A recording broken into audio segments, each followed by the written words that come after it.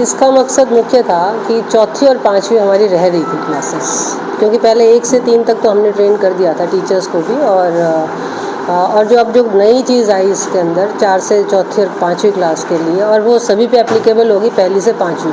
कि जो 80 मिनट का जो टाइम दे दिया एक क्लास का, तो उसमें 30 मिनट और 20 मिनट। तो पहले भी 30-30 तो था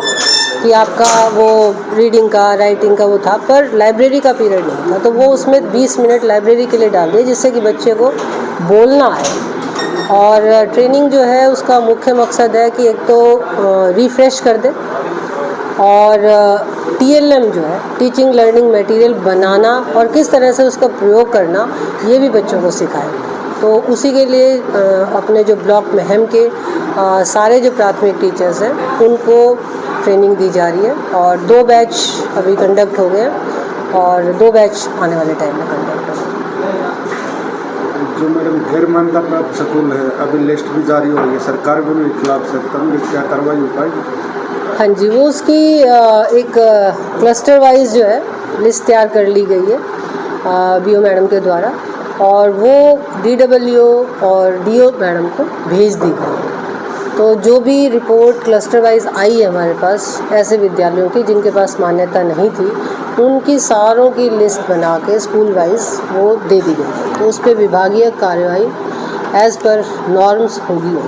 अभी जैसे इसमें सिरसा में वाला बिल्डिंग भी कंडम थी और बच्चे भी पढ़ रहे थे,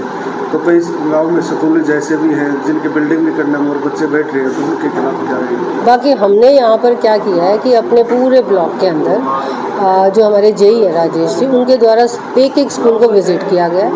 और उसमें कोई भी अगर कंडम चीज़ है या उनको लगा, क्योंकि एज़ पर टेक्निकल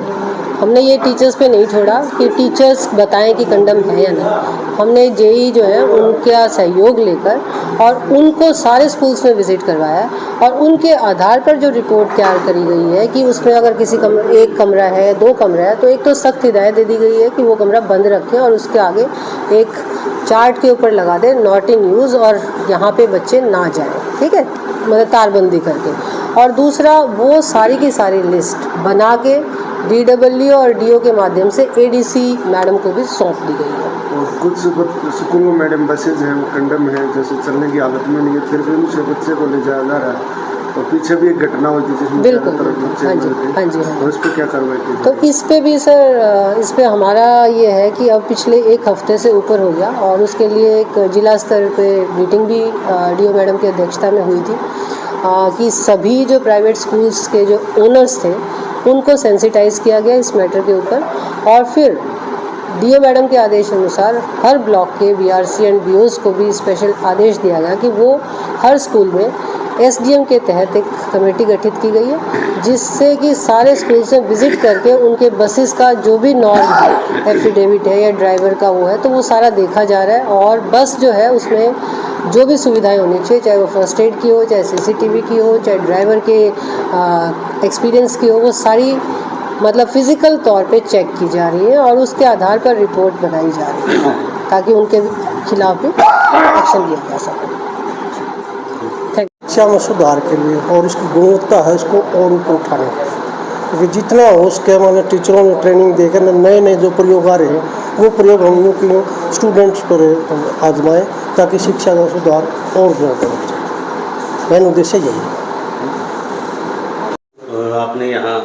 सीखा है, जो कैंप लगा हुआ था, वर्कशॉप लगी हुई थी, क्या कुछ सीखा आपने? इस ट्रेनिंग में हमने बहुत कुछ सीखा, और ये जो ट्रेनिंग थी ये सभी शिक्षकों के लिए बहुत ही लाभदायक और महत्वपूर्ण रहेगी। पहले जो FLN की ट्रेनिंग चली थी वो 1 से 3 के लिए चली थी, अब विभाग द्वारा चौथी और पाँचवीं को भी इसमें शामिल किया गया है, और इसमें नए नए तरीके बताए गए हैं जो सभी अध्यापकों के लिए बहुत ही महत्वपूर्ण और सराहनीय रहेंगे। धन्यवाद।